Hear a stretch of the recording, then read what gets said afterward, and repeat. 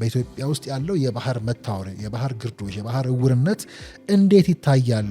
ምን ማለት ነው የባህር መታወር? ባህርን ማየት አለመቻል፣ የባህር ግርዶሽ ወይ ደግሞ ሲ ብላይንድነስ እያሉ የሚጠሩት ባህር ኃይል ሲባል ከባህር ኃይል ጋር ተያይዞ ያሉ ጉዳዮች ሲነሱ ያለን በጣም ዝቅ ያለ ግንዛቤ። ወፍ በረር ከ100 ኪሎ ሜትር በታች ለባህር ቅርብ የሆነች ሀገር የባህር ጉዳይ አያገባኝም ካለች ከባህር ላይ የሚያጠቃትን ኃይል እያየች ታልቃለች ማለት ነው። የባህር በርን ጉዳይ የወደብን ጉዳይ ለይተን ነው የምናየው ስንል ይሄ ምናልባት መታወሩ የሲ ብላይንድነስ የሚሉት የባህር እውርነት የፈጠረብን ችግርና እንኳን እኛ በ60 ሜትር ርቀት ላይ ያለን ተውና ከቻይና እኮ መጥተው ቀይ ባህር ብለዋል። ከአሜሪካ መጥተው ቀይ ባህር ብለዋል።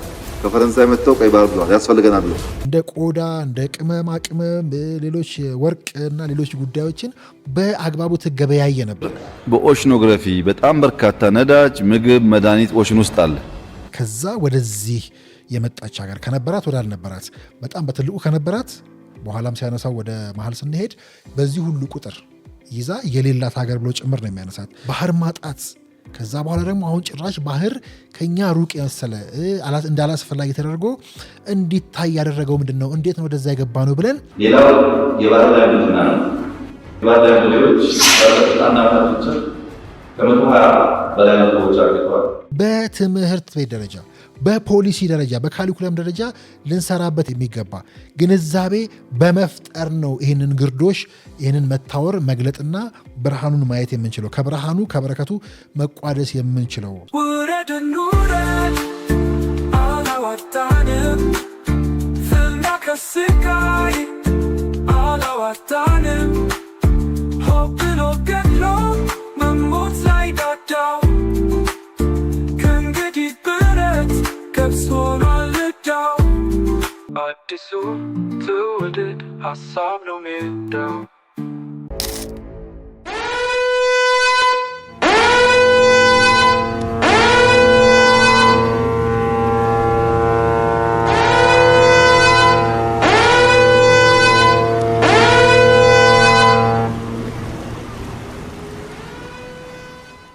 ሰላም ሰላም ሰላም፣ የተወደዳችሁ የሜዳችን ታዳሚዎች እንደምን አላችሁ?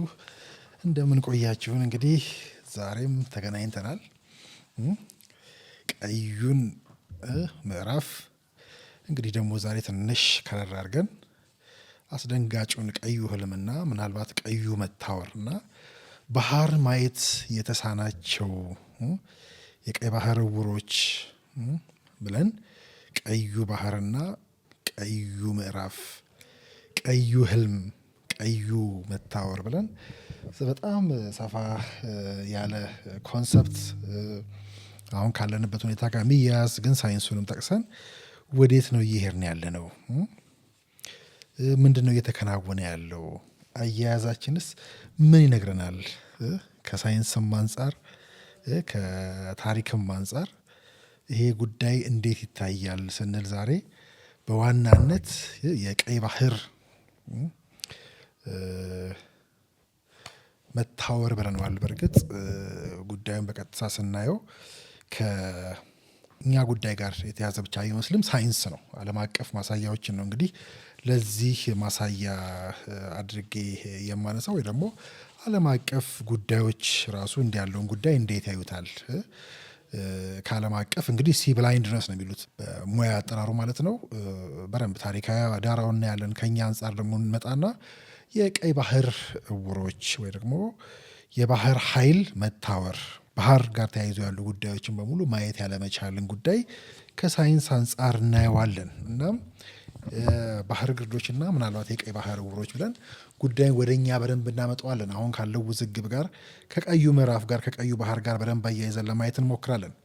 ከሀሳብ ሜዳ ጋር ናችሁ። እንግዲህ ባለፈው የህዳሴ ዋዜማ ብለን ስንጀምር ህዳሴያችን አባይ ሲሞላና ሲጠናቀቅ አባይኛ ወይ ደግሞ አባይኛ እያልን የምንግባባበት ቋንቋ ያለቀ ከመሰለን ስህተት ነው ብለን ነበር። እንግዲህ ህዳሴ ወይ ደግሞ አንዱ ግድባችን ብቻ ነው የተጠናቀቀው። ከዛ ባሻገር ግን የህዳሴው የብልጽግናና የህዳሴው ግብግብ ገና መጀመሩ ነው።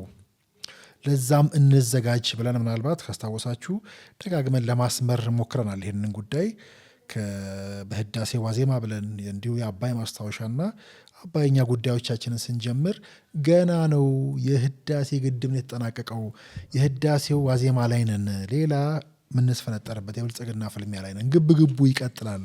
አሁን የምናየው የግብፅና ምናልባት ኢትዮጵያዊ ግብጾች፣ የቀጠናው ግብጾች ብለን የምንላቸው ተላላኪዎቹ የሚናበቡበት ለቅሶ፣ ክስና እንዲሁ ሀገር ውስጥ የሚፈጠረው መተራመስ ሁሉ ከዚህ ጋር ተያይዞ ሊታይ የሚችል ነው። ምን አገናኘው ብለን ዛሬ ምናልባት ከዚህ ከቀዩ ግርዶሽ ጋር በደንብ እናየዋለን። እንግዲህ ከግድባችን ጋር ወይ ደግሞ ግድባችንን ተከትሎ የመጡ ድሎች አሉ ወይ ደግሞ ከእሱ ጋር ተያይዞ የምናነሳቸው በዚሁ ስልናያቸው የምንችላቸው እነ ጋዝ፣ እነ ማዳበሪያ፣ እነ ኒውክለር ሁሉ እንግዲህ የዚሁ አካል ናቸው። ከዚሁ ነጥለ ልናያቸው እንችላለን ወይ? ለህዳሴ ለአባይ አጨብጭበን ወይ ደግሞ የእሱን ተገቢነት አንስተን በእነዚህ ጉዳዮች ላይ ካጨበጨብን፣ አዎ መጀመሪያም የህዳሴንም የአባይንም ጉዳይ ከአንገት በላይ ያነሳ ነው ማለት ነው። በሌላም በኩል ደግሞ ጉዳዩ በአግባቡ አልገባንም ማለት ነው። ስለዚህ የተፋላሚዎቻችን የግብግቡን ስር በደንብ ስናየው አብሮ የሚያያዝ በህዳሴያችን ዋዜማ እንደመገኘታችን ከህዳሴ ጉዳያችን ለይተን የምናየው አይደለም። ስለዚህ ምንድን ነው እስኪ አሁን በዚህ በቀይ ባህር ላይ ከቀይ ባህር ጋር ተያይዞ የሚካሄደውን ጉዳይ በሙሉ አንስተን ከማየታችን ወይ ደግሞ ድምዳሜ ላይ ከመድረሳችን በፊት የእኛን ጉዳይ ከማየታችን በፊት ጉዳዩ እንደ ቀልድ የሚታይ ነው ወይ? መሪው ለምሳሌ እንደምታስታውሱት ከሰሞኑ በቅርቡ መጨረሻ አካባቢ የመደመር መንግስት መጽሐፋቸው የተመረቀ ጊዜ ይመስለኛል መሪው ከባህር በር ጋር ተያይዞ የባህር በር ይገባናል ከሚለው ጉዳይ ጋር ተያይዞ አይገባንም ብለው ለዛ የሚሽኮረመሙ ጥያቄዎች ዜጎችን ወይ ደግሞ ጠያቂዎችን የሞቱ ብለው ነበረ። በሰላም በዓለም ሕግ መሰረት ኢትዮጵያን ከዘጋት በርና ድሃ ካስባላት መጠሪያዋ መገላገል አለባት ብለን ስለምናምን በየትኛውም መድረክ ከኢትዮጵያ ጋር በሰላማዊ መንገድ ለመነጋገር የሚፈቅድ አካል ካለ እጃችን ከምን ጊዜውም በላይ የተዘረጋ ነው። ነገር ግን ኢትዮጵያ የጂኦግራፊ እስረኛ ሆኗ ለዘላለም ትኖራለች ብሎ የሚያስብ ኢትዮጵያዊ ካለ እርሱ የሞተ ነው።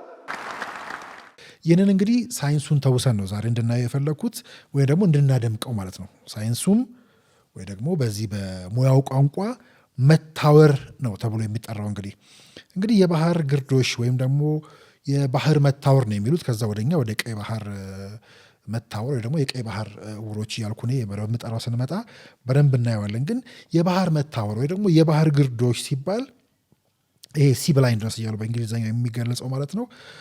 ሀሳቡና ትርጉሙን ስናይ በጣም ሰፊ ነው። ሄሬዲቴሪ እያልን በደንብ እናየዋለን። ምክንያቱም ደጋግመን በደንብ ማየት ስላለብን በዚህ ክፉኛ እየተጠቁ ካሉት ውስጥ ምናልባትም እንደ ግንባር ቀደሞች ውስጥ የምንጠቀስ ነን። ስለዚህ ይህን ቃል ወይም ደግሞ ይህን አገላለጽ የሚገለጸው እንግዲህ ከባህር ንግድ ጋር ከባህር ኃይል ጋር ተያይዞ ያሉ ጉዳዮች ጋር እነዚህ ጉዳዮች በሰው ልጆች ህይወት ወይ ደግሞ በየቀኑ ህይወታችን በሀገራዊ ጥቅማችን ወይ ደግሞ በብሔራዊ ጥቅማችን እንዲሁም ከጸጥታ ጋር ተያይዞ ህዝቡ እነኚህ ጉዳዮች ለመረዳት ወይ ደግሞ ከነኚህ ጉዳዮች ጋር በተያያዘ ያለው ግንዛቤ መረዳትና ጠቀሜታውንም ጭምር የማወቅ ወይ ደግሞ እንዲህ ያሉ ጉዳዮችና በጣም ተገቢ መሰረታዊ የሚባሉ ጉዳዮችን ለማድነቅ ያለው አናሳነት ወይ ደግሞ ቀርነትን የሚገልጹበት ቋንቋ ነው። እንግዲህ ይህን ጉዳይ እያደመቅ ነው በሌላ ቋንቋ እየቀያየርን ከዓለምም ከአፍሪካም ከሀገራችንም ምሳሌ እያነሳ ነው የምንሄድና በጣም ማስመር ያለብን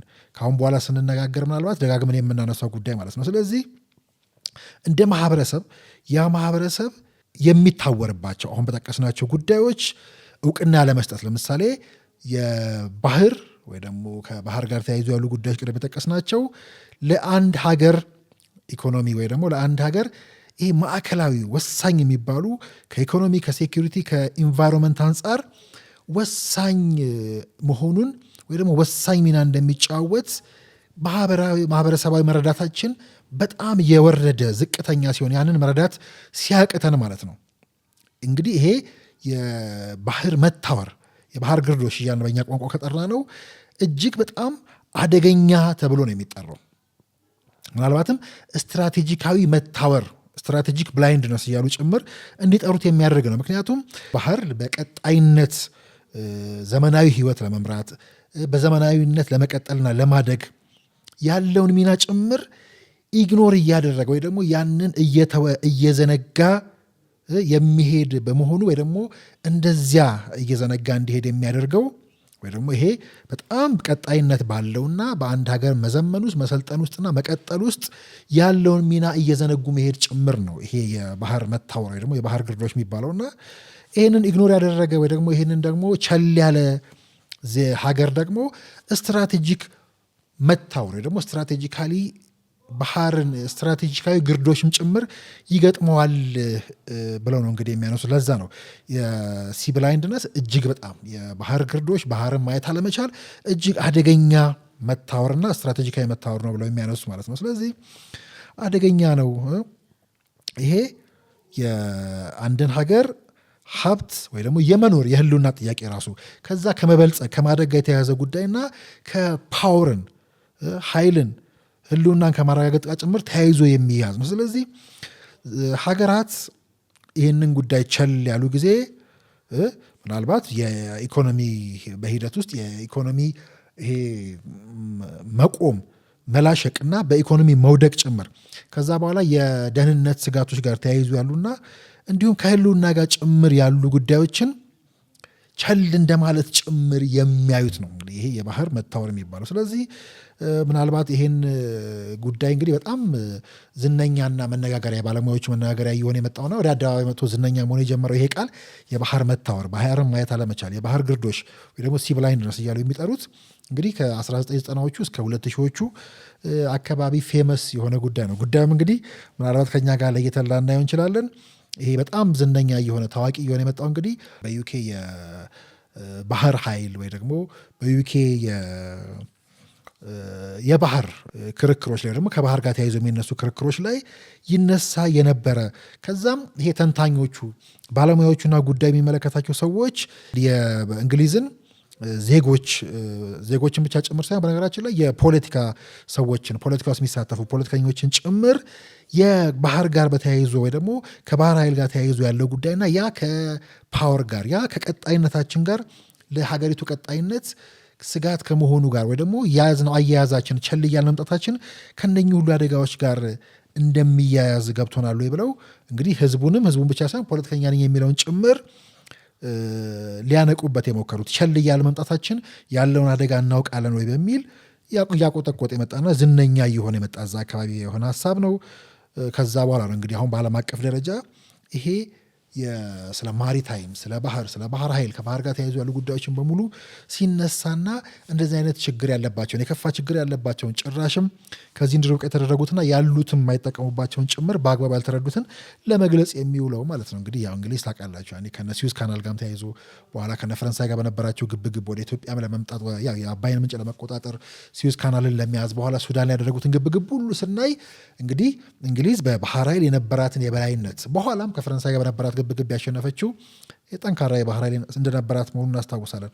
እናም ከዛ በኋላ ግን ይሄ ጉዳይ ቸል እየተባለ ሲመጣ ለማስጠንቀቅ ሲሉ ይጠቀሙበት ወይ ደግሞ እየተጠቀሙ የመጡበት ቃል ነው ወይ ደግሞ ያንን ክርክር ተከትሎ የመጣና በኋላ ዓለም ይጠቀምበት የነበረ ማለት ነው።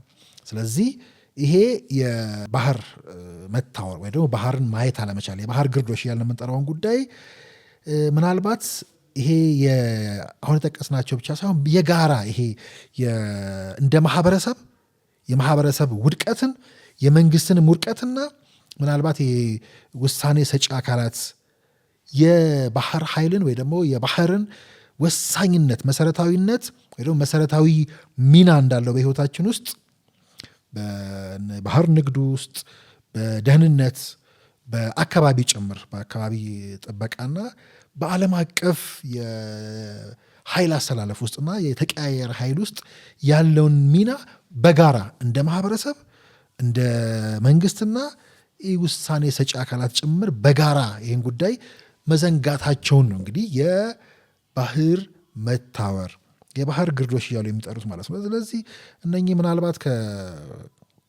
ራሱን ችሎ ምክንያት ሊሆን ይችላል ከባህር ግርዶሽ ጋር ወይ ደግሞ ባህርን ማየት አለመቻል ጋር ተያይዞ ምክንያት ይሆናሉ ብለው የሚያነሷቸው ጉዳዮች አሉ። ለምሳሌ ይሄ ጂኦግራፊ አቀማመጣችንና ጂኦግራፊያዊ ምክንያቶች ብለው የሚያነሷቸው አሉ። እነኚህ እንደኛ ለምሳሌ ብናይ የላንድ ሎክድ ወይ ደግሞ የባህር አክሰስ የሌለን ወይ ደግሞ የመውጫ መግቢያ በር የሌለን ሀገራትና የዛ አካባቢ ነዋሪዎች ከባህር ጉዳይ ላይ እየራቁ መሄድ፣ ባህር አይመለከተንም እያሉ ከባህል ግንዛቤ ራሳቸውን እያራቁ መሄድ፣ እንዲሁ ከቴክኖሎጂ ጋርም ተያይዞ ወይ ደግሞ ቴክኖሎጂ እየዘመነ መምጣቱ ይሄ እቃዎችን ለማጓጓዝ ምናምን ይሄ ጉዞውን በጣም የፈጠነና የተመቻቸ ቢያደርገውም ግን አብዛኛው ሰው ግን ይሄ በዓለም አቀፍ ንግድ ውስጥ ወይ ደግሞ በቀጣይነት ባለው ሀገርነት ውስጥ ግን ራሱ ባህርን መያዝና የባህር ባለቤት መሆን ያለውን ሚና እንድንዘነጋ ቴክኖሎጂ ያንን የሚያቀል ቴክኖሎጂ ያንን የሚሸፍን ያንን ጉዞውን ማሸጉን በፍጥነት ማድረሱን ሲያቀል ዋነኛ ራሱ ባህር ባለቤት መሆንና የባህር በር ባለቤት መሆን እዛ ላይ መስራት ቀጣይነት ባለው ዓለም ውስጥ ቀጣይነት ባለው ሀገር ውስጥ ያለውን ሚና ጭምር መዘንጋት ማለት ነው። እንግዲህ ሌላኛው ምክንያት ብለው የሚያነሱት ምናልባት ፖለቲካውና ሚዲያው ራሱ አሁን የምንገናኝበት ምናልባት የቀይ ባህር እውሮች ብለን ወደ እኛ ስናመጣው አሁንም የባንዳውን በዚህ ጉዳይ ላይ መጋፋት ስናይ እሱ ልናይበት የምንችለው ግን ሚዲያውና ፖለቲካው ራሱ ከዚህ ረገድ ያለው ሚና ያነሳሉ። ምክንያቱም ብዙ ጊዜ የዜና ሽፋን እያገኘ ያለው በሀገራችንም ጉዳይ ስናይ ይህንንም ጉዳይ ሲያመጡትና መወያያ አጀንዳ ሲሆን ወይ ደግሞ ዲፋይን ሲያደርጉት ራሱ ይሄ ጦርነቶች ዜናዎችን የፊት ገጾችን እየተቆጣጠሩ መምጣታቸው ለነሱ ትኩረት የሰጠን መምጣታችን ከዛ በኋላ የባህር በር ወይ ደግሞ የባህር ኃይል ጋር ተያይዞ ያሉ ጉዳዮችን እነሱን ማዘመን ላይ በጣም ዝቅተኛ የሆነ ትኩረትና ስራ እንዲሰራ ማድረጉ ፖለቲከኞችን በዚህ ላይ መወጠራቸው ከዛ በኋላ ሚዲያውም እዚህ ጉዳይ ላይ ትኩረት ማድረጉና በዚህ ጉዳይ መሳቡ እዚህ ላይ ብቻ ትኩረት ማድረጉና ያንን ጉዳይ ቸል ማለቱ ያመጣው ጉዳይ። ስለዚህ አጭር ጊዜ ብቻ ትኩረት ያላቸው የመንግስት ኦፊሻልስ ወይ ደግሞ መንግስት የሚመራ አካል ለባህር ወይም ደግሞ ለባህር ኃይልና ከዛ ጋር ተያይዞ ለሚመደቡ ጉዳዮችን በጀቶችን መቀነስ የሆነ አስቸኳይ ለዛሬ ብቻ የሚሆን ትርፍና ጥቅምን ብቻ ማሰብ። ስለዚህ ልክ ይሄ ፖሊስ እና ጦሩን ወታደሩን ያው ከባህር ኃይል ውጭ ያለውን ጉዳይ ላይ እሱ ላይ ብቻ ፎከስ ማድረግ እሱ ላይ ብቻ መጠመድ ማለት ነው። ከታሪክ አንጻር ቅድም እንዳልኳችሁ ይሄ ጉዳይ ራሱ ወደ አደባባይ መጥቶ መነጋገሪያ መሆን የጀመረው እንዳልኳችሁ ከዩኬ ናቫል ጋር ተያይዞ ነው። በኋላም እንግዲህ ከአንደኛው የዓለም ጦርነት በኋላ ይህን ጉዳይ ቸል እያልን መጥተናል። በኋላ ጃፓንና ሌሎችም በዚህ ጉዳይ ላይ ያላቸውን ስራ እየጨመሩ ሲሄዱ በኋላ ከነ ጀርመን ጋር በኋላ ልናየው እንችላለን እየሄደ ሲመጣ የሚጠቀስ ጉዳይ ነው። እንግሊዝም በዛ ነው እንግዲህ አስቡ በዚህ ላይ በጣም የሰሩ በጣም የሚጠቀሙና የእኛንም ጉዳይ ማወሳሰብ ውስጥ አሉባት ምንላቸው አካላት ጭምር ትንሽ ከያዙት ጉዳይ እንኳን ወጣ ሲሉ የሚያነቋቸውና ከእነሱ ጋር ተያይዞ የመጣ በኋላ ግን ከና አሜሪካ ጋር ያላቸው እሳቤ በኋላ አሁን ከነ ቻይና ጋር የገቡበት ግብግብ እነ ሩሲያም የዚህን ጉዳይ ጠቀሜታነትና የዓለምን ፓወር ለማረጋገጥ ወሳኝ ነው የሚል የገቡበት ግብግብ እንዳለ ሆኖ ወደ አፍሪካ ስናመጣውና በተለይ ደግሞ ወደ ዛሬው አፍሪካ ስናመጣ አብዛኞቹ የአፍሪካ ሀገራት ወይ ደግሞ ይሄ ረጅም የውሃ የሚጋሩ ወይ ደግሞ እዛ ላይ ኢንቨስት የማድረግ ወይ ደግሞ የለዛ ትኩረት መስጠታቸውን ጉዳይ በጣም አናሳነት ይሄ ለምሳሌ አሁን ሰሞኑ እኛ የኮስታል ጋርድ ተብሎ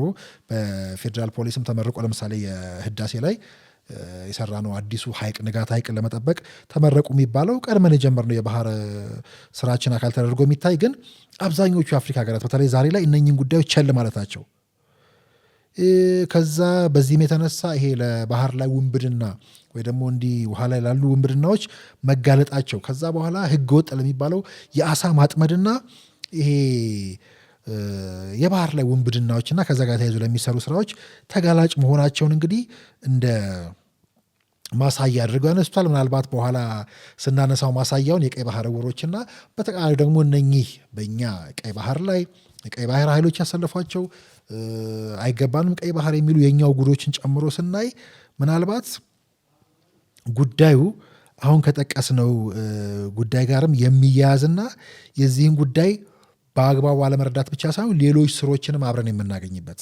ይህንን ፈልጓል ይህን ጉዳይ ጥያቄ ያነሳ የሚሉት ኃይልና በእነኚህ መካከል ያለውን ልዩነትን በደንብ የምናይበት ምክንያቱም ማሳያዎችን አምጥተን ይሄ ጉዳይ ምን ያህል እንደቀደመና አሁን የምናነሳቸው ጉዳዮች ቃል በቃል በዚህ በሚወቀሰው በሚከሰሰውና በቀደመው ኃይል የኢትዮጵያ መከላከያ የጦር ኃይሎች ጠቅላይ አዛዥና መሪው ምን ያህል ይህን ጉዳይ አሁን በምናነሳው ልክ ቀድመው ያነሱ የነበረበትን ጊዜ አመተን ስናይ እናነጽረዋለን። ግን አሁን በራሱ የባህር ግርዶች የባህር መታወር ባህርን ማየት አለመቻል የባህርን ጥቅም አለመረዳት ምን ያህል የከፋ እንደሆነ ምን ያህል የዓለም ጉዳይ እንደሆነ ምን ያህል የአህጉራችንም ከዛ ወደኛም ደግሞ ስንመጣ ምን ያህል የኢትዮጵያ ጉዳይ እንደሆነ እንዲያው እኛ ጣልቃ ሳንገባ ሳይንሱን እያነሳን ብናየው የምናገኝበት ከዛ ዛሬ ያለውን ግብግብ ራሱ በእነኚህ ብያኔዎች ውስጥና በእነኚህ መገለጫዎች ውስጥ ጭምር የምናያቸው ማለት ነው። ስለዚህ ይሄ እንደ ማህበረሰብ ያለው ክፍተት ይሄ በጉዳዩ ላይ እንደ ማህበረሰብ ለምሳሌ ወታደር ሲባል በጥቅሉ በደንብ የምንረዳውና ግን ኔቪ ለምሳሌ የባህር ኃይል ሲባል ከባህር ኃይል ጋር ተያይዞ ያሉ ጉዳዮች ሲነሱ ያለን በጣም ዝቅ ያለ ግንዛቤ ባህር ኃይል በሚመለከት ውሃ የሌላት ምን ልታደርግበት ምናምን ይባላል። ግን ጥንቃቄ ማድረግ ያለብን ወፍ በረር ከ100 ኪሎ ሜትር በታች ለባህር ቅርብ የሆነች ሀገር የባህር ጉዳይ አያገባኝም ካለች ከባህር ላይ የሚያጠቃትን ኃይል እያየች ታልቃለች ማለት ነው። በጣም ነው የሚያስፈልገው ይሄ አቅም ለዛሬም ለነገም ለከነገ ወዲያም ከዛ በኋላ የዚህ የባህር ኃይልና ባህር ጋር ተያይዞ ያሉ ጉዳዮች ደግሞ ያው ለጊዜው ብዙ ወጪ የሚጠይቁ መምሰላቸው ግን በረጅም ጊዜ በጣም ለሀገር ህልውናና ወሳኝ ለመቀጠልም ለመቆምም መሆኑን መዘንጋት ከዛ ለዚህ የሚደረገው ትኩረትና በጀትን ጭምር ማቋረጥ ይነሳል። ስለዚህ ይህ እንግዲህ ቅድም እንዳልኳችሁ ከስትራቴጂክ መታወር ጋር ተብሎ ሊነሳ ይችላል። ከኢኮኖሚ፣ ከኢንቫይሮንመንት፣ ከሴኪሪቲ፣ ከደህንነት አንጻር በርካታ ጉዳቶች ያሉት በኋላም እናደምቀዋለን። ምናልባት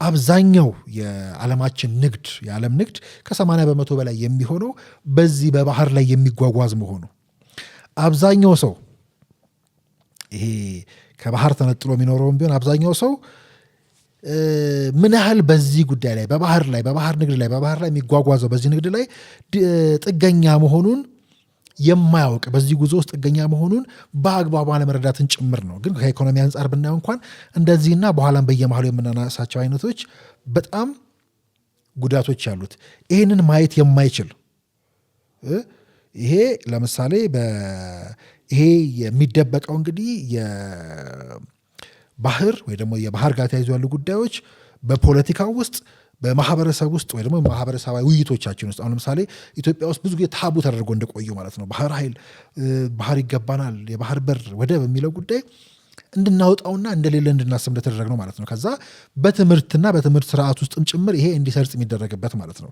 ስለዚህ እንዳልኳችሁ ቅድም ዓለም አቀፍ ከኢኮኖሚ አንጻር ስናየው በጣም ብዙ ዘርዝረን የምናየው የምንችለው ዳሜጅ እንዳለ ሆኖ ግን ከጋዝ ጀምሮ ምግቦቻችን፣ ኤሌክትሮኒክሶቻችን በሙሉ በዚህ የሚጓዙበት ስለዚህ የባህር መታወር ደግሞ ባህርን ማየት የማይችሉ ሰዎች የባህርን ጥቅም ማየት የማይችሉ ሰዎች የነኝን ጉዳዮች አሳንሶ የማየት ኢቨን የወደብን አስፈላጊነት ጭምር የአሳንሶ ማየት የባህር ላይ ደህንነት ዋስትናን አሳንሶ ማየት ከዛ የማጓጓዣ ወይ ደግሞ የመሰረተ ልማቶችን እዚህ አካባቢ የሚሰሩ መሰረተ ልማቶችን ጭምር አሳንሶ የማየት ግን ከደህንነት አንጻርም ቅድም እንዳልኳችሁ ብዙ ፋይዳ ያለው ደግሞ ብዙ ጉዳት ያለው ባልሰራ ነው ልክ እዛ ላይ መስራት የምናተርፍበትም በዛው ልክ ማለት ነው። ስለዚህ የንግድ መስመሮችን ጭምር ከመቆጣጠር በራሱ ደግሞ የባህር ላይ ውንብድናና ወንበዴዎችን እዛ ላይ ኢንቨስት የሚያደርጉትንም ዲታር ማድረግ መቻል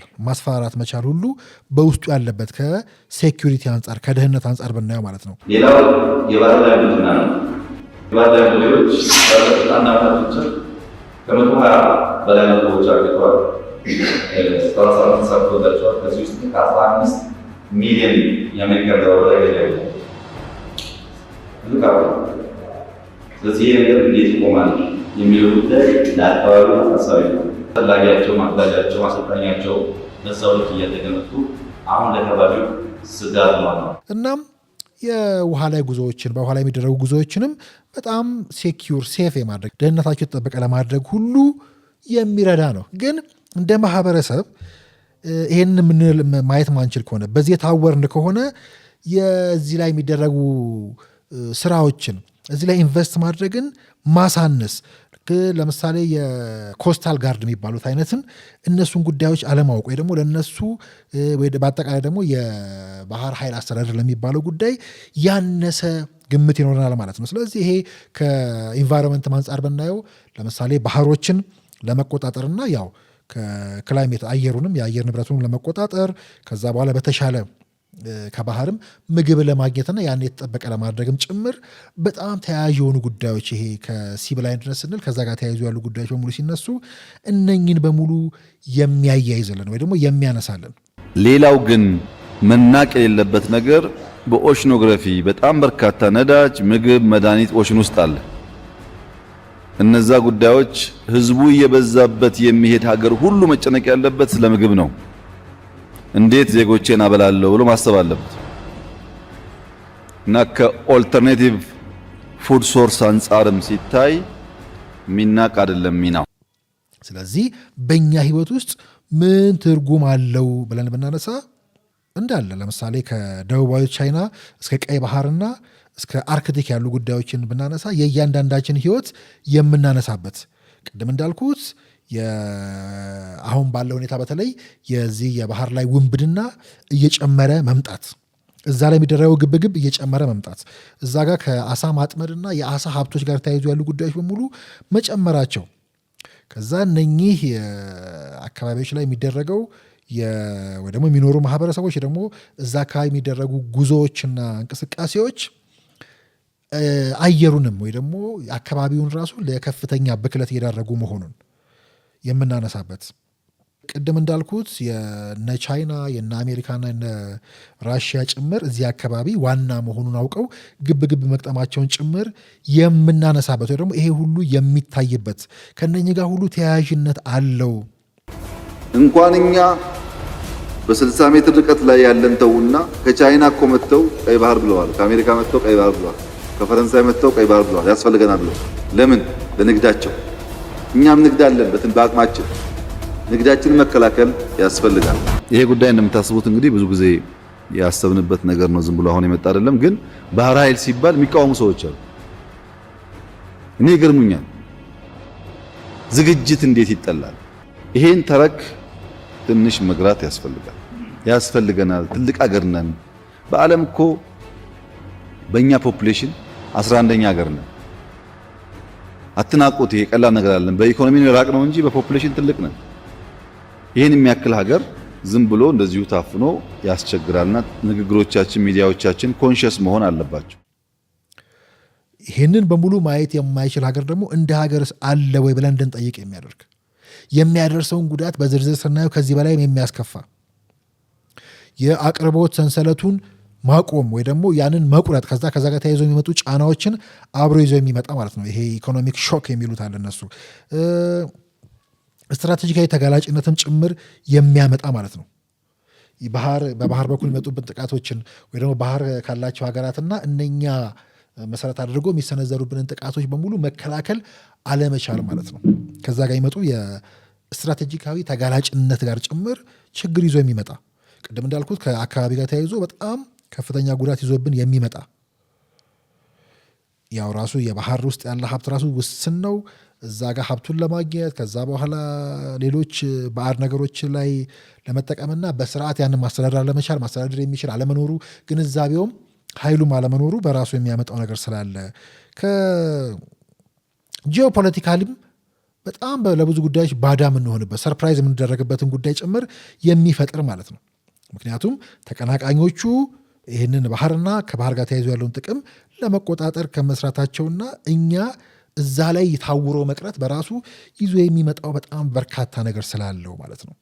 ስለዚህ የኢኮኖሚ አንጻር ስናየው እንዳልኩ ከ80-90% የዓለም እንቅስቃሴ ንግድ ማለት ነው በመጠንም ደግሞ በየጊዜው እየጨመረ መምጣቱና በዚህ በባህር ላይ የሚደረግ መሆኑ በጣም በስፋት እንድናስብ የሚያደርገን የራሳችንና እዚህ ላይ ደግሞ ጠንክረናል መስራት ይህንን ቸል ማለት ለምሳሌ እነኚሁ ባለሙያዎች ክርክራቸው ላይ የሚያነሱ ለምሳሌ በኮቪድ ወቅት አጋጥሞ የነበረው ችግርና ይሄ ጉዳይ ባህር ላይ ያለው እንቅስቃሴ እየቀነሰ መምጣቱ ዓለም ላይ ተፈጥሮ የነበረው የምግብ የዘይትና ሌሎች ጉዳዮችን በጣም ይሄ ፍራጃይል የሚሉት አይነት ዓለም ነው ያለው እንዴ የሚል አስደንጋጭ የነበረው ክስተቱ ላይ የተፈጠረበት ይህንን ጉዳይ ወደ እኛ ስናየው እንዲሁ የእኛን ስሜት ብቻ ከማንሳትና የእኛ ጉዳይ ብቻ ከሚመስለን እንደ ኢትዮጵያስ እንዴት ነው ይሄ የባህር መታወር የባህር ግርዶች ሲ ብላይንድነስ እያሉ የሚሉትን ከኢትዮጵያ አንጻር እንዴት ነው የሚታየው?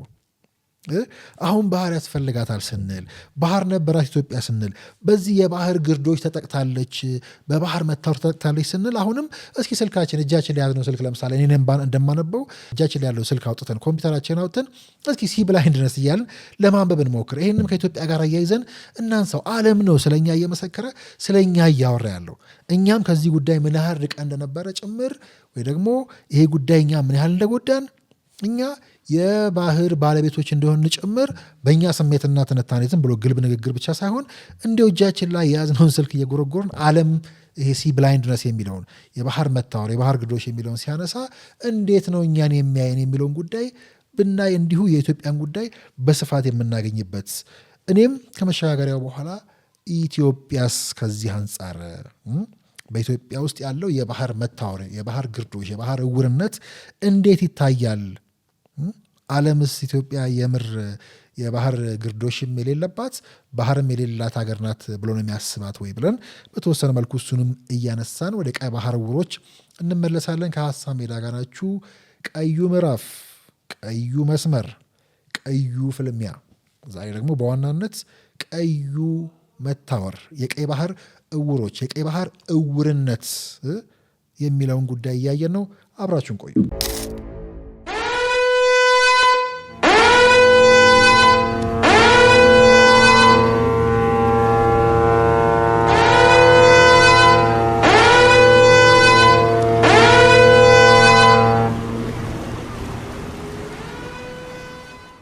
የተወደዳችሁ የሀሳብ ሜዳ ታዳሚዎች እንደምን አላችሁ? ከመሸጋገሪያ ተመልሰን መጥተናል።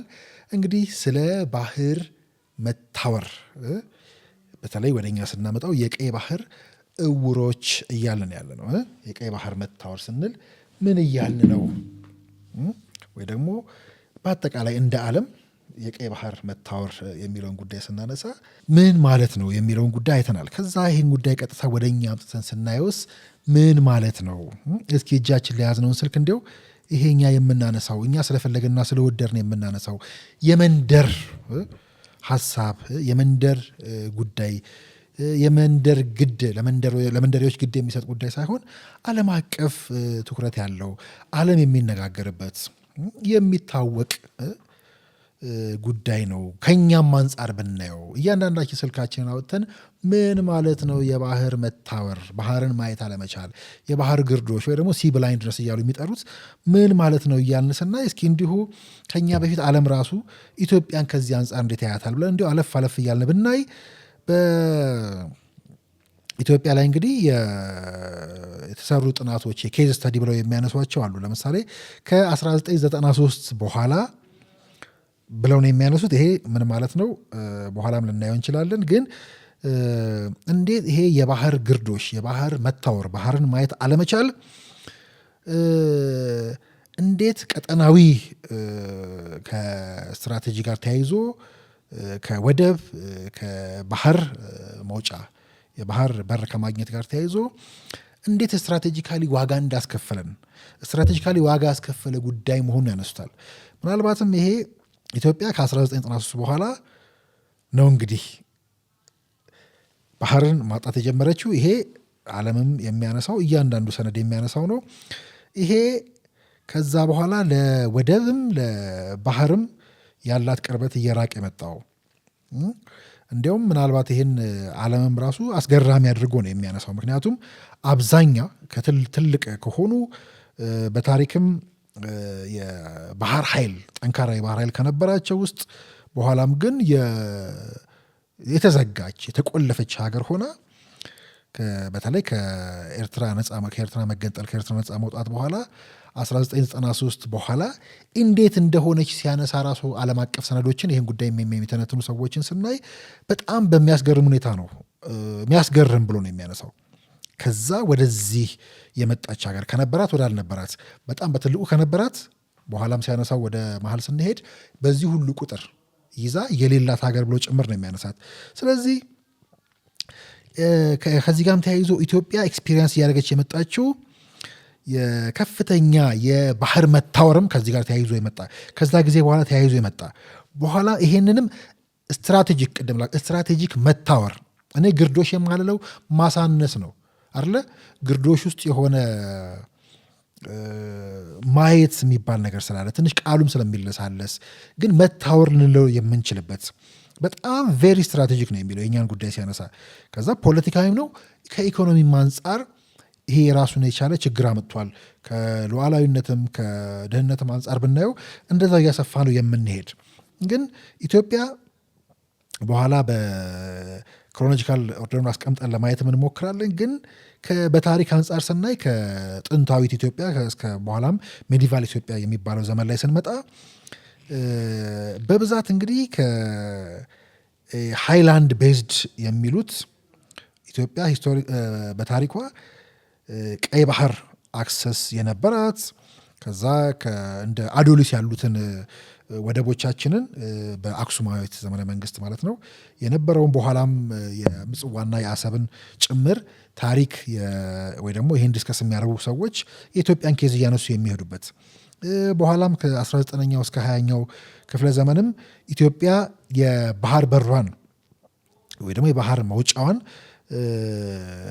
ለማቆየት ለማስጠበቅ እንዲኖራት ለማድረግ የአድዋ ጦርነት ቅድም ለምሳሌ እዛ ላይ ተፋልማ ያንን ለማቆየት የቻለችበትን ወይ ደግሞ ነፃነቷን ስታገኝ አብራ የባህር ኃይሏን ጭምር ያስጠበቀችበትን ታሪክ እናነሳለን። ቅድም የነ እንግሊዝን የነ ፈረንሳይን ግብግብ ከአድዋ ጋር ይያያዛል። ከህዳሴያችን ጋር ከውሃችን ጋር ለይተን ነው የምናየው የቀይ ባህርን ጉዳይ፣ የባህር በርን ጉዳይ፣ የወደብን ጉዳይ ለይተን ነው የምናየው ስንል ይሄ ምናልባት መታወሩ የሲ ብላይንድነስ የሚሉት የባህር እውርነት የፈጠረብን ችግርና ሁለቱ ጉዳዮች ተያይዞ የሚታዩ መሆናቸውን አለማወቅ ነው። እንግዲህ በደርግም ዘመን በኋላ ሲነሳ የኤርትራ ያለንን የወደብ አስጠብቀን መቀጠላችንን በኋላ ግን ልክ አሁን እንደሚደረገው ጭምር ልፊያው በደርግ ዘመንም የነበረው ጦርነት ወይ ደግሞ በውስጥ የነበረው ውጥረት ይሄንን ሀብት በአግባቡ እንዳንጠቀምና እንዳሳጣንም እንዳደረቀውም እያመነመነው እንደሄደ ይሄ የባህር መታወርንም እያዳበረ ወይ ደግሞ ይበልጥ እየፈጠረ ሄደው ይሄ ጉዳይ መሆኑንም ይሄን ጉዳይ ዲስከስ የሚያደርጉ የባህር መታወርን የሚያነሱት ጥናቶችን ሰነዶችን ብናይ በስፋት የምናየው ጉዳይ ነው። ስለዚህ ከዛ በኋላ ያ ጦርነት ያለፊያ ያግብግብ የኤርትራ እንግዲህ መገንጠልና መሄድን ፈጠረ። ከዛ በአፍሪካ ቅድም እንዳልኳችሁ ከፍተኛ ቁጥር ያለው የባህር መውጫ መተንፈሻ ግን የሌለው ከ120 ሚሊዮን ፕላስ በላይ ህዝብ ይዞ የባህር የሌለው ከባህር የተገፋ የባህር መተንፈሻ መውጫ የሌለው የራሱ ወደብ የሌለው ሀገር እንዲሆን አደረገ ነው። እንግዲህ ይህን ጉዳይ የሚያነሱ ሰዎች ከኢትዮጵያ አንጻር ሲያነሱ የሚያነሱት። ስለዚህ ኢትዮጵያ የባህር በሯን የባህር ኃይሏን እንድታጣ ተደረገ ማለት ነው። ቀጥተኛ የባህር አክሰስ እንዳይኖራት ይሄም በነ ጅቡቲ ባሉ ሀገራት ወይ ደግሞ በነሱ ላይ የነሱ ባህሮችና የነሱ ወደቦች ላይ ጥገኛ እንድንሆን ከ95 በመቶ የማያንሰው የገቢና ወጪ ንግዳችን ጭምር በጅቡቲ ወደብ የሚገባበትና ለዛ ጥገኛ ያደረገን። ምናልባትም ይሄ አሁን የሚነሳው እንደ ጅቡቲ ያለው ጥገኝነት ደግሞ ኢትዮጵያን በጣም ለብዙ ነገሮች ተጋላጭ እንዳደረጋት ይህ ዝም ብለን እንኳን ብናነሳው ለወደብ ክፍያ ለወደብ ቀረጥና እዛ አካባቢ ላሉ ሎጂስቲክ ወጪዎች እንደዳረገን፣ ግን ጂኦፖለቲካሊም ወይ ደግሞ ጂኦግራፊካሊም ስናየው ይሄ ራሱን የቻለ በጣም አደገኛ ሳይድ እንዳለው ጅቡቲ አካባቢ ያለው ጉዳይ ትንሽ መራራ መሆኑ ወይ ደግሞ እዛ አካባቢ ያለው ጉዳይ ችግር ቢገጥመው እንዴት ፌስ ልናደርግ እንደምንችል ይሄ አሁን ያለውን ጉዳይ ገልጠን ስናነብ ከዓለም ሰነዶች ላይ ከዓለም ክርክሮች ላይና ኬዝ ስተዲዎች ላይ የምናየው ነው።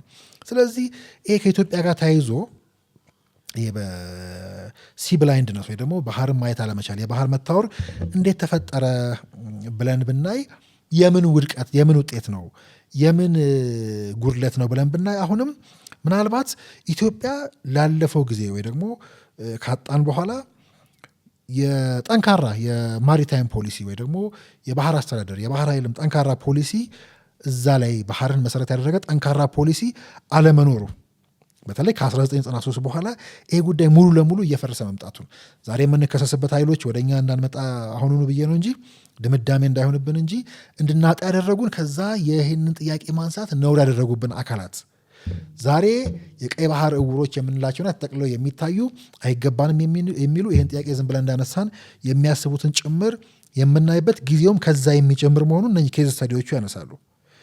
ስለዚህ እዛ ላይ ጠንካራ ፖሊሲ አለማራመዳችን በተለይ ከኤርትራ መገንጠል በኋላ ከኢህአዴግ ስርዓት መምጣት በኋላ ማለት ነው በዋናነትም ትኩረት ያደረግነው ምንድን ነው? ቅድም እንዳልኩት የፖለቲክስና ሚዲያ ችግር አለበት ብለን እንደ ዓለም ላይ እንዳየነው እኛም ኢንተርናል ፖለቲክሱ ላይ የውስጣዊ ጦርነት ላይ ፎከስ ማድረጋችን በፊቱም ከራሱ ከኤርትራ ጋር ካለው ግጭት ጀምሮ አሁን በቅርቡ እንደምናየው ትግራይ ውስጥ ከዚያ የተጣመሩት ኃይሎች በሀገር ውስጥ የፈጠሯቸው አይነት ግጭቶችን በሙሉ እዚህ ውስጥ ልናይ እንችላለን። ስለዚህ ከልፊያችን ሁሉ መሬት ላይ ከዛ በኋላ መሬት ላይ መሰረት ያደረገ የደህንነት ስራዎችን ብቻ እዛ ላይ ማተኮራችን እንደ ኢትዮጵያ በባህር በባህር ግርዶች እንድንጠቃ ያደረገን አድርገው የሚያነሱት ነው። ከዛ እንደ ማህበረሰብም ከባህር ጋር ተያይዞ ያሉ ጥቃቶችን ወይ ደግሞ ከባህር ጋር ተያይዞ ሊመጡ የሚችሉ ተጋላጭነቶች ጋር ያለው እሳቤ ያለው ንግግር ያለው ውይይት ራሱ በጣም እየቀነሰ መምጣቱ ትርጉም እያጣ መምጣቱ ለአብዛኛው ዜጋ ብለው ነው የሚያነሱት። ይሄ እንደ ሀገር የባህር መታወር ባህርን ማየት አለመቻል ለባህር መጋረዳችን ምክንያት ሆነው የሚነሱ ናቸው። ከዛ በኋላ እንግዲህ ምናልባት እነዚህ ኬዝ ስተዲዎች ሲነሱ አሁንም ጉዳዩ ዛሬ ይመስላል፣ ግን እንደ ሀገር ጫናውን መቋቋም ሲያቅተን በተወሰነ መልኩም ቢሆን ግን ባለፉት 15 ዓመታት ትንሽ በኋላ እየገፋንበት ብንሄድም በተወሰነ መልኩ እነኚህ ጉዳዮች ትኩረት ተሰጥቷቸው የባህር መውጫ ወይ ደግሞ የባህር በር እንደሚያስፈልገን ንግግር ማድረግ የጀመርነው ራሱ በተወሰነ መልኩ ባለፉት 15 ዓመታት ብለው ቢያነሱትም ግን በይበልጥ ቦልድሊ መውጣት የጀመረው ይሄ ጉዳይ በአደባባይ ማለት ነው ከለውጥ ኃይሉ ከመጣ በኋላ ባለፉት 7 ዓመታት ይበልጥ ደግሞ ባለፉት 2 ዓመታትን በደንብ እየጎላ ይመጣ። ግን በኋላ ለማንጸር ከተጠቀምንበትና ዛሬ የሚከሰውን ኃይል ግን ወደ ኋላ ሄደን የምር የዛሬ 7 ዓመት የዛሬ 2 ዓመት እንደተባለው የዛሬ 10 ዓመት አካባቢ ነው የተጀመረው ወይ አሁን የሚከሰሰው ኃይል ይህን ጉዳይ ያነሳው አሁን እንደሚባለው በሚባለው ሞቲቭ በሚባለው ቲንኪንግ ትላንትና የመጣ ጉዳይ ነው ወይ የሚለውንም ማስረጃ እየመዘዝን ብናይ ሌላ ሀቅ ጋር የሚያፋጥጠን ነው። እንዳይጫነን አሁን ሳይንሱን በባለሙያዎቹ ቋንቋ እናውራ። ባለሙያዎቹ ስለ ኢትዮጵያ ራሱ ምንድን ነው የሚሉትን ብቻ እንይካለን ማለት ነው። ስለዚህ የኢትዮጵያ ስትራቴጂካዊ ጉዞ ወይ ደግሞ ስትራቴጂካሊ የምታደርገው ጉዞ ራሱ ከዚህ ከባህር ግርዶች ከባህር መታወር ጋር የሚታይ መሆኑን ከዛ ግን መልሳ ይህንን ለማሻሻል የሄደችበትን ጊዜም ሲያነሳ ይሄ ጥናት ለምሳሌ የባህር ኃይል ማቆጥቆጥ ከለውጡ በኋላ ከጠቅላይ ሚኒስትር አብይ አህመድ ወደ ስልጣን መምጣት በኋላ መሆኑን በግልጽ ያነሱታል። ይሄም የባህር ኃይል መቋቋሙ ወይ ደግሞ የባህር መውጫ አለመኖሩ እንደ ጥያቄ መነሳቱ ከዛ በኋላ የባህር ኃይልን ዋና ቢሮ ለማቋቋም መወጠናችን ከዛ በቅርቡም እንደታየው ያን ወጥነን ማሳካታችን ጭምር ጉዳዩን ይበልጥ ይሄ ለማረም ጉዳዩን ያለውን የባህር መታወርን ለማረም የተካሄደባቸውን ጉዳዮች የሚያነሳበት ይሄ ብቻ ግን አይደለም። ግቡም እንግዲህ በተለይ ቀይ ባህር ላይ ተጽዕኖ ለመፍጠር የንግድ መስመሮችን ሴኪውር እና የተረጋገጡ ለማድረግ ለምሳሌ በጅቡቲና በሶማሊያ ያለውን ጉዳይ ጭምር ለማድረግ ያሰበ መሆኑን ይሄ ራሱን ችሎ የፖርት ዲፕሎማሲ ይባላል። ቀጠናዊ የፖርት ዲፕሎማሲ አካል ተደርጎ መወሰድ ወይ ደግሞ የፖርት ዲፕሎማሲ ላይ መስራት መጀመራችንን ጭምር አንዱ ልክ ይሄ ያለውን መታወርና የባህር እውርነትን ለመታደግ የሄድንባቸውን ጉዳዮች ያነሷቸዋል። ከዛ በኋላ ከነ ጅቡቲ ጋር ያደረግናቸው ስምምነቶች እንደ ዋና አጋር ተደርጎ የተደረጉ ስምምነቶች አሉ። ወደዚህ ከመምጣታችን በፊት እንደምታስታውሱ ለምሳሌ ለወደብ ማጓጓዣ፣ ከዛ ለወደብ ኮንቴነር ማስቀመጫ ኪራይ የምንከፍላቸው ምናምን በርደኖች አሉ። ወደ ስልጣን እንደመጡ ጠቅላይ ሚኒስትሩም መጀመሪያ ሄዶ ጅቡቲ ላይ ለምሳሌ የዚህ እነኝን ጉዳዮች ማስቀነስና ከዛ በኋላ የተደረጉ ስምምነቶችንም ጭምር ይሄ ኬዝ ስተዲ ያነሳል ማለት ነው። ከዛ ከነ ሱዳን ጋር የተደረጉ ስምምነቶች ፖርት ሱዳን ላይ ማለት ነው። ኬንያ ላሙ ላይ የተደረጉ ስምምነቶች፣ ሶማሊላንድ በርበራ ላይም ኢንተረስት ማሳየታችንና በኋላም የገፋንባቸው ጉዳዮች ጭምር ከዚህ ጋር ተያይዘው ሊታዩ የሚችሉ በቅርብ ጊዜ ደግሞ የአሰብና መጸዋ ወደ ፖለቲካሊ ሴንሲቲቭ ቢሆንም ይለዋል ይሄ ጉዳይ ግን እንደመጡ ወደ ለውጡ እንዳልኳችሁ በማስረጃ ነው ከተባለ እዛው ኤርትራ ላይ ቆሞ ጠቅላይ ሚኒስትሩም ቶሎ ወደቦቹን ከፍተን ስራ እንጀምር ያሉበት ከዛ በአደባባይ መድረክ ላይ የተወሩና በኋላ የምናነሳቸው ማሳያ ጉዳዮች እንዳሉ ሆነው ከኤርትራ ጋር ተያይዞ የተሰሩ ስራዎች በሙሉ ይነሳሉ። ሌላው ግን ብሉ ኢኮኖሚ ስትራቴጂ ተብሎ የሚነሳ ጉዳይ አለ። ይሄም ኢትዮጵያ እንደ ሀገር ስለነኚህ ጉዳዮች ለምሳሌ የባህር ላይ ንግድ፣ የባህር ኃይል አስፈላጊነትን መናገሯ፣ ይሄ የአሳ ማጥመድ፣ የአሳ ንግድ ላይ የአሳ ሀብት ላይ በጋራ ከሌሎች ጋር መተባበር ለመስራት መፈለግም ሊሆን ይችላል። ከዛ በኋላ የባህር ጋር ተያይዞ ያሉ ጉዳዮችን ወይ ደግሞ መሰረተ ልማቶች ለምሳሌ ይሄ ባቡር ጋር ልናያይዘው እንችላለን። ለምሳሌ ከባቡር እስከ ወደብ ያሉ ጉዳዮች ወይ ደግሞ ያሉ ስራዎችን አስፈላጊነታቸውን ኢትዮጵያ በግልጽ እየተናገረች መምጣቷ፣ እዛ ላይ እየሰራች መምጣቷ፣ እነኚህ ላይ የሚታዩ ስራዎች ተግባራዊ መሬት ላይ እየተሰሩ መምጣታቸው ጋር እና ብሉ ኢኮኖሚ ስትራቴጂ ተብሎ የሚያዘው ይሄ ምናልባት ከባህር መታወር ጋር እንደ ሀገር ኢትዮጵያ ያለባትን ችግር እየቀረፈች ለመምጣቷ ያንን ካውንተር እያደረገችባቸው የመጣችባቸው ተብሎ ከሚጠቀሱ ጉዳዮች ውስጥ አንዱ ይሄ ነው። ስለዚህ እንደ ሀገር እኛም ብንሆን ከሌሎቹ የተለየ አይደለም። የእኛ እንዲሁም ዲፔንደንሲው በጣም ብዙ ነው። የባህር መታወር እንደ ሀገር ሊያደርስብን የሚችለው ጉዳት የእኛ ብቻ ሳይሆን እንደ ዓለም ቢታይ እንግዲህ የኢኮኖሚ ችግር አለበት ተብሎ ሲነሳ ጥገኝነታችን በጅቡቲ ላይ መሆኑ ብቻ አይደለም። የወደብ ወይ ደግሞ የባህር አክሰስ፣ የባህር መውጫ መተንፈሻ የራሳቸው ባህር የሌላቸው ሀገራት ምናልባት ይሄ በኢኮኖሚያቸው ላይ በሸቀጦቻቸው ላይ በማጓጓዣቻቸው ላይ ከ50 በመቶ በላይ ወጪ እንደሚጨምር ጭማሪ እንዳለው ያ ደግሞ በዜጎች ወይ ደግሞ በእያንዳንዱ ሸቀጥ በእያንዳንዱ እቃችን ላይ በእያንዳንዳችን ሕይወት ላይ ያለውን ኢምፓክትና ተጽዕኖ ማየት ነው። የጂኦፖለቲካሊም ብናየው ይሄ ምናልባት ይሄ ጂኦፖለቲካል ፍራጃሊቲ የሚሉት ማለት ነው እሱ ውስጥ ልንገባ የምንችልበት የተለያየ የወደብ አማራጭ ከሌለን ወይ ደግሞ የራሳችን የባህር አክሰስ ከሌለን ልክ እንደታገተች እንደታፈነች በቀጠናዊ ያለመረጋጋት ጭምር ሁሉ ተጠቂ እንድትሆን የሚያደርጋት የደህንነት ዋስትና የደህንነት ክፍተት የሚፈጥር ማለት ነው። ኢትዮጵያ የራሷን ባህር ኃይል ወይ ደግሞ የራሷን ባህር መውጫ ብትገነባ ቢኖራት ወይ ደግሞ በጋራ የባህር ኃይልና የባህር አክሰስ ቢኖራት የራሷን እንዳልኳችሁ ቅድም እንደ ዘይት፣ እንደ ምግብ፣ እንደ ማዳበሪያ ጉዳዮች በሙሉ ተናባቢና ተደጋጋፊ ናቸው ያልኳችሁ ለዛ ነው። እንዲህ ያሉ ጉዳዮች ላይ ያላትን ተጋላጭነት የምትቀንስበት ባለመኖሩ ደግሞ የዚህ ሁሉ ተጋላጭነት እየጨመረ የሚሄድበት ማለት ነው። ስለዚህ ለምንድን ነው ለኢትዮጵያ ይሄ የባህር መታወር የባህር ግርዶሽ ክርክርና ጥያቄ መነሳቱ አስፈላጊነቱ ለምንድን ነው ተብሎ ሲነሳ እንዳልኩት በጣም ትልቅ ራሱ ጥናቱም የሚያነሳው በጣም ፓወርፉል ተብላ የምትጠቀስ ስቴት ግን ከዚህ ከባህር ግርዶሽ ጋር ተያይዞ በጣም እየተጠቃች ያለች የባህር ኃይልና ከባህር ጋር ተያይዞ ያሉ ጉዳዮች አላስፈላጊ ተደርገው እየተሳሉ መምጣታቸውና እየተሰራበት የመጣው ትርክት ነው። አሁን እንግዲህ አደባባይ ላይ ወጥቶ በኩራት በአንዳነት የሚነገርበት ማለት ነው። ስለዚህ ይሄ በጣም ከኢትዮጵያ ጋር ተያይዞ ከብዙ ነገሮቿ ጋር ከብዙ ህብረቶች ከብዙ ጥምረቶቿ ጋር ተያይዞ ያለ ወሳኝ ሚና እንዲሁም በቀጠናው በቀንዱ ላይ ያለንን እንግዲህ እንደ ዓለምም ራሱ ቀንዱ ቀጠናው አሁን የምናነሳቸው ቦታዎች በጣም ዓለም ላይ ስትራቴጂክ ተብሎ የሚጠቀስ በመሆኑ ለዚህ ደግሞ ራሱን የቻለ የባህር ኃይል እዛ ባህር ላይ ድርሻችንን መውሰድ ምክንያቱም ይሄ እንደነ ስዊዝ ካናል እንደ ገልፍ ስቴት እና ኢንዲያን ኦሽን እነኚህ ሁሉ መስመሮች ጋር ተያይዞ በጣም ወሳኝ የሚያደርገው ከነኛ ጋርም እኛ የራሳችንን ድርሻ መውሰድ እንዳለብን የኢትዮጵያ በዚህ ጉዳይ ላይ መንቃት በዚህ ጉዳይ ላይ ተሳትፎ ማድረግ ባለቤት መሆን ራሱ የቀጠናውን ቅርጽ የመቀየር ወይ ደግሞ የቀጠናውን መረጋጋት ሁሉ የመወሰን አቅም ያለውና በቀላሉ የማይታይ መሆኑን ያነሱታል።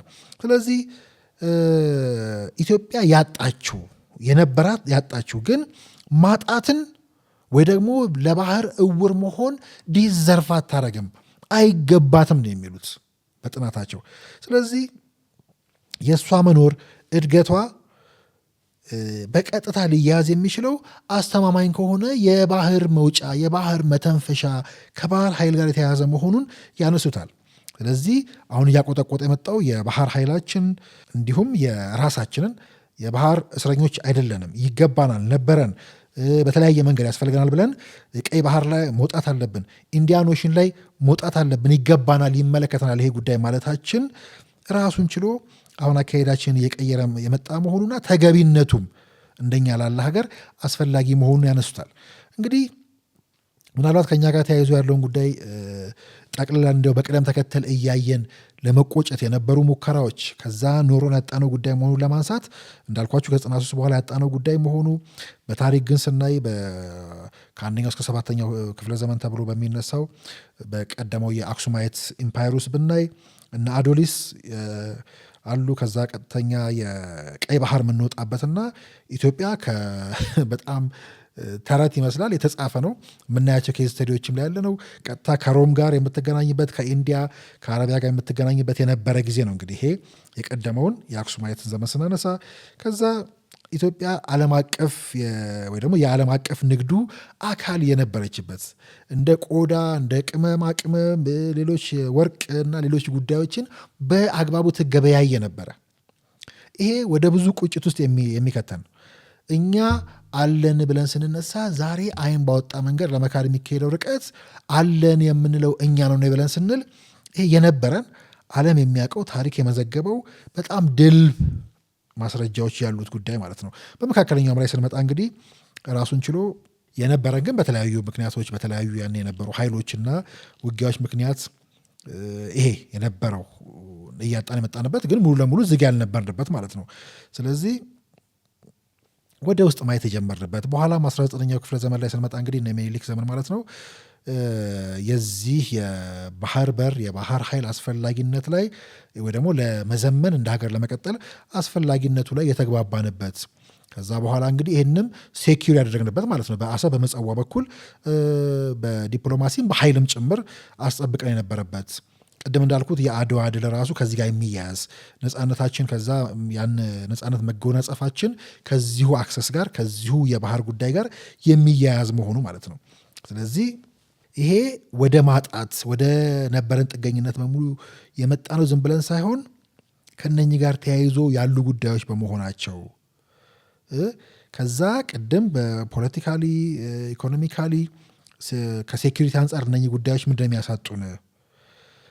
ስለዚህ ኢትዮጵያ እንዴት ወደ እንዲህ ያለ መታወር እንዲህ ያለ የባህር ግርዶሽ ባህር ማጣት ከዛ በኋላ ደግሞ አሁን ጭራሽ ባህር ከኛ ሩቅ የመሰለ እንዳላስፈላጊ ተደርጎ እንዲታይ ያደረገው ምንድን ነው? እንዴት ነው ወደዛ የገባ ነው ብለን አሁንም ጥናቶችንና እነኚህ ኬዝ ስተዲዎችን ስናይ ምናልባት ዛሬ ካሉ ጉዳዮች ጋር ጭምር የምንተዋወቅባቸውን ጉዳዮች እናነሳለን። ለምሳሌ የእርስ በርስ ጦርነትና የውስጣዊ ፖለቲካ ቅድም የነካካናቸው በተወሰነ መልኩ ከዛ ለዚህ ቀጥታ የሚጠቅሱት እንዲሁም ይሄ ብሔር ተኮር ኤትኒክ ፌዴራሊዝም ብለን የምንለውን ጉዳይ ወይ ደግሞ ይሄ ይበልጥ ትኩረት እየሳበና የብሔራዊ ጉዳያችን ዋነኛ ማዕከል እየሆነ መውጡ ወይ ደግሞ እንደ ዜጋ በብሔራዊ ደረጃ ትኩረታችን እዛ ላይ ብቻ እንዲሆን መደረጉ ከዛ ቅድም እንዳልነው ወታደር ሲባል ይሄ የዋናውን ኃይል ወታደር ከዚህ ከባህሩ ውጪ ያለውን ጉዳት ዳሜጅ የስትራቴጂካሊ ስህተት መሆኑን እንዳናቅ የተደረገበት ማለት ነው። ስለዚህ የኢትዮጵያ ናሽናል ኤንዲኤፍ የምንለው ኢትዮጵያ ናሽናል ዲፌንስ ፎርስ ተብሎ ሲጠራ ብቻ ይሄ የመሬቱን ጦር የመሬቱን ኃይል ብቻ ትኩረት እንዲያደርግና የባህር ኃይሉና ከባህር ጋር የተያዘውን ጉዳይ እንዲተው መደረጉ ከዛ በጂኦግራፊ ደግሞ እንደማይገባን እንደተቀነስን ተደርጎ እንድናስብ የተደረገበት አብዛኛው ህዝብ እንግዲህ የዚህ ሃይላንድ ከፍተኛ ቦታዎችን ብቻ ተቆጣጥሮ ከዛ ከባህር ርቆ እንዲቆይ የተደረገበት ከዛ ከእይታችንም ከግንዛቤያችንም ውጪ ባህር እንዲሆን የባህር ጥቅም ከባህር ጋር የተያዙ ጉዳዮች እንዲሆኑ የተደረገበት ማለት ነው። ከዛ እንግዲህ የኢኮኖሚ ጋር ተያይዞ በጣም ቅርብ የሚያዩ አመራሮች ቅድም ፖሊሲዎችም ጭምር ስለነበሩ ማለት ነው መሪዎች፣ አመራሮች፣ ስርዓቶች ቶሎ የሆነ ልክ ኢንዶሚ አይነት ጥቅሞችን መፈለግ አብዛኛ ጊዜ በረጅም ጊዜ ስትራቴጂካሊ የሚያመጣውን ጥቅም ከማየት ይልቅ የቅርብ ጊዜ ትኩረት ብቻ በማድረጋቸው ኢኮኖሚካሊ እንድናጣው ወይ ደግሞ ለዚህ የባህር ግርዶሽ የባህር መታወር እንድንዳረግ የተደረገበት ምክንያት ነው። ሌላኛው እንግዲህ ከንቃት ጋር ተያይዞ ከመንቃት ጋር ተያይዞ ኢትዮጵያ ወደዚህ ወደ ባህር ኃይሉ ለመመለስ ያደረገችው ቅድም እንዳልኩት ካውንተር አድርጋ ይህን ጉዳይ ይገባኛል ለማለት እንግዲህ ስትመጣ ከ2018 በእነሱ አቆጣጠር በነጮቹ በአውሮፓውያን አቆጣጠር ማለት ነው ከአብይ አህመድ ወደ ስልጣን መምጣት በኋላ እዚህ ጉዳይ ላይ መሰረታችን ይህንን በግልጽ ማውራታችን እዚህ ላይ የባህር ኃይሉን ላይ ባህሩም ላይ እንሰራለን ብለን ቅድም የጠቀስናቸውና ከቀጠናው ሀገራት ጋር በሙሉ ያደረግናቸው ግንኙነቶችን በሙሉ አስታኮ የመጣው ጉዳይ እንግዲህ ይሄንን ማጣት ይሄንን መታወር ይቀይረዋል ተብሎ የሚታሰብበት ግን ከኢኮኖሚ ከደህንነት ከአካባቢም ብክለትም ከሀብትም አንጻር ያለውን ተጽዕኖ እንደዚሁ ደጋግሞ አስረግጠው ይሄ ኬዝ ስተዲ የሚያነሳበት ማለት ነው። ይህንን ለመቀልበስ ይህን ችግሯን ለመቅረፍ ደግሞ ብዙ አማራጮች እንዳሏት ያነሳና ለምሳሌ በርካታ አማራጭ ወደብም ጭምር ከወደብ ጋር ብቻ ስናየው ከዛ ደግሞ ከባህር ኃይል ጋርም ተያይዞ ከባህር መውጫ መተንፈሻም ጋር ተያይዞ በጋራ የመስራት ለምሳሌ የቀይ ባህርን ለምሳሌ ደህንነት ወይ ደግሞ ቀይ ባህር ላይ ያለንን ሚና በጋራም ከዓለም አቀፍ ኃይልም ጋር ጭምር በመተባበር ማግኘት የምንችልባቸውን ጉዳዮች የሚነሳበት ከዚህ ከማሪታይም ኢኮኖሚ ጋር ተያይዞ ሎጂስቲኮች ላይ ከመርከብ ግንባታ ከመርከብ ስራዎች ጋር ተያያዥ የሆኑ ኢንዱስትሪዎች ላይ ማተኮር እዛ ላይ ተያያዙ ስራዎች ላይ መስራት ኤክስፖርቶቹ ላይ ትኩረት ማድረግ የሚሉ ጉዳዮች በሙሉ ይነሳሉ። ለዚህም ደግሞ የራሱ ጂኦግራፊካል ሌቨሬጅ የሚባለው ራሱ የሚሰጠን ኃይል እንዳለ እኛም ቀጠናው ላይ የቀጣይም ኃይል እንደምንሆን የተሻልን በመሆናችንም ይሄ የሚገባን መሆኑን ጭምር የሚነሳበት ነው። ስለዚህ የኢትዮጵያ ኬዝ ሲታይ ራሱ ኬዝ ስታዲ ሲያነሳ የኢትዮጵያን ኬዝ ዩኒክ ብሎ ነው የሚያነሳው። ያላትን ያጣች ግን የሚገባት አፎርድ ታደርጋለች ኢትዮጵያ ባህርን፣ መተንፈሻን፣ ወደብን ማለት ነው። በጣም ኢትስ ቬሪ ሰርቫይቫል ነው የሚለው ኢኮኖሚክ ስትራቴጂክ ኤንድ ፖለቲካዊም ስትራቴጂካዊም ኢኮኖሚያዊም ጠቀሜታ ያለው የሚገባት ምርጫው ግልጽ ነው።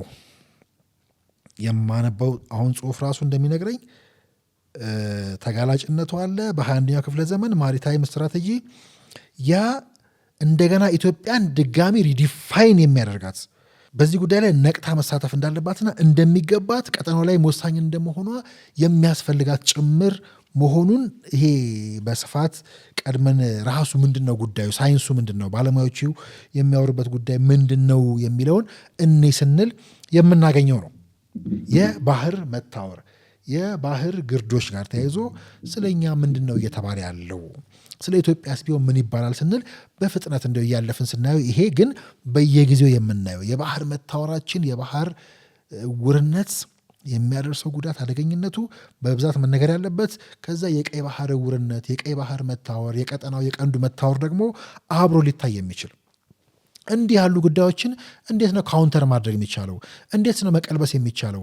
እንዴት ነው ይህንን ግርዶሽ መክፈፍ ይህንን መታወር መግለጥ ማብራት የሚቻለው ተብሎ ሲታይ እንግዲህ ብዙ ጉዳዮች ይነሳሉ። ዳግመ ማየት ያለብንም ለዛ ነው። አንዱ ግን ይሄ በትምህርት ደረጃና በግንዛቤ ደረጃ ሊሰራበት የሚገባ መሆኑን የባህር ኃይል ጉዳይን ጨምሮ የባህርን ጠቀሜታ ጨምሮ ይሄን አሁን እንድንታወር የተደረገበት ጉዳይን በትምህርት ቤት ደረጃ በፖሊሲ ደረጃ በካሊኩለም ደረጃ ልንሰራበት የሚገባ ግንዛቤ በመፍጠር ነው ይህንን ግርዶሽ ይህንን መታወር መግለጥና ብርሃኑን ማየት የምንችለው ከብርሃኑ ከበረከቱ መቋደስ የምንችለው። ሌላኛው በጣም ትልቅ ኢንቨስትመንት ይፈልጋል። ቅድም እንዳልኩት ለምሳሌ ሾርት ተርም ፕላን ያላቸው ወይ ደግሞ በጣም አጭር ርቀት የሚያዩ ስርዓት መንግስታት ሲለዋወጡ የፖለቲካ ኃይሎችና ፖለቲካውም እንደዛ ምህዳሩ ሲሆን ኢንቨስትመንቱን የዘነጋ ስለዚህ የባህር ኃይልን ኮስታል ጋርድ የሚሉትን እና የወደብ መሰረተ ልማቶች ላይ ኢንቨስት ማድረግ ጉዳዩ ላይ በደንብ ኢንቨስት ማድረግ ያስፈልጋል።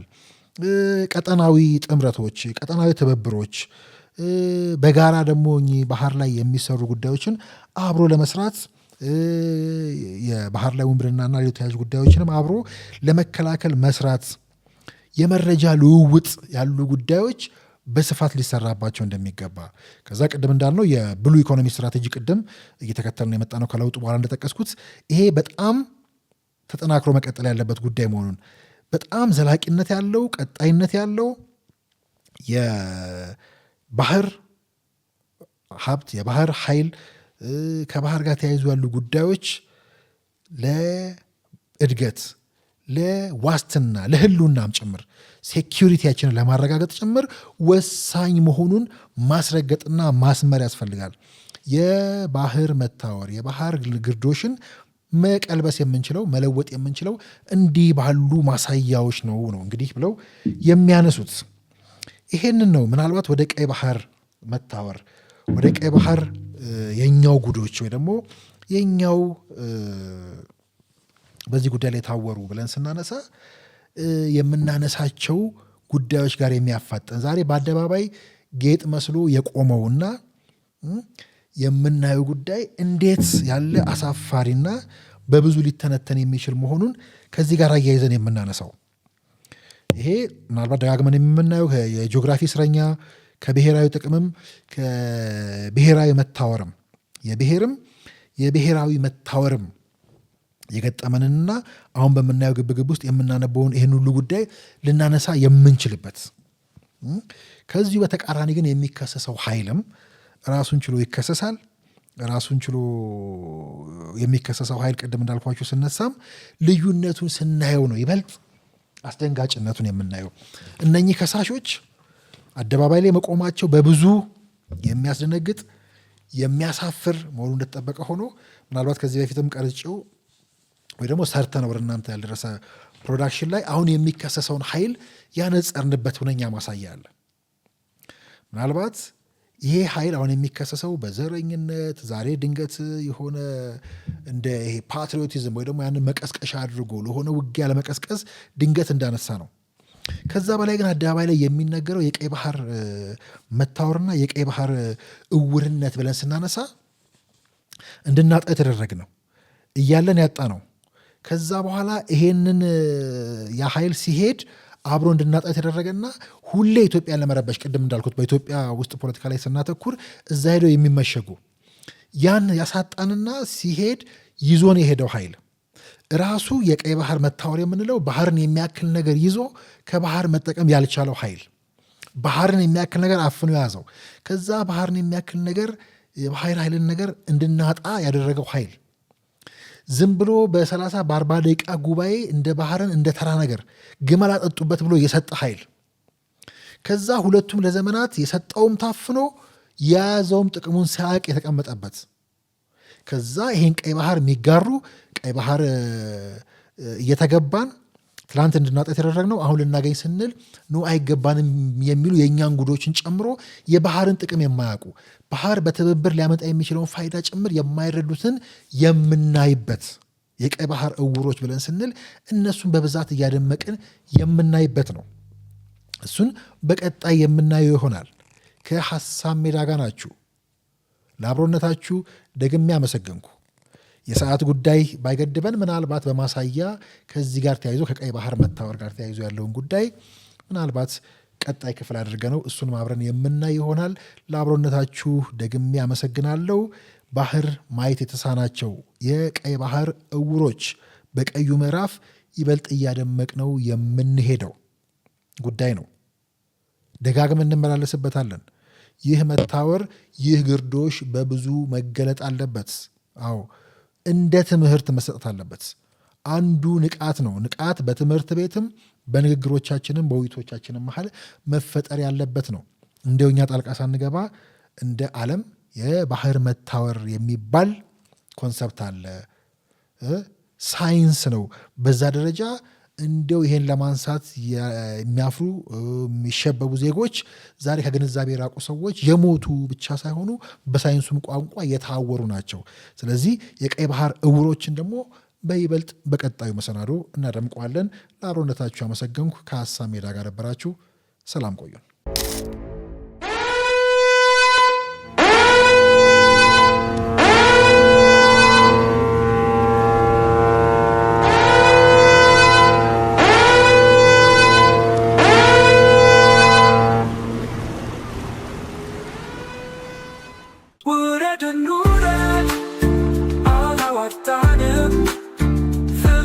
ስቃይ አላዋጣንም ሆብሎ ገድሎ መሞት ላይ ዳዳው ከእንግዲህ ብረት ገብስ ሆኗል ዕዳው አዲሱ ትውልድ ሀሳብ ነው ሜዳው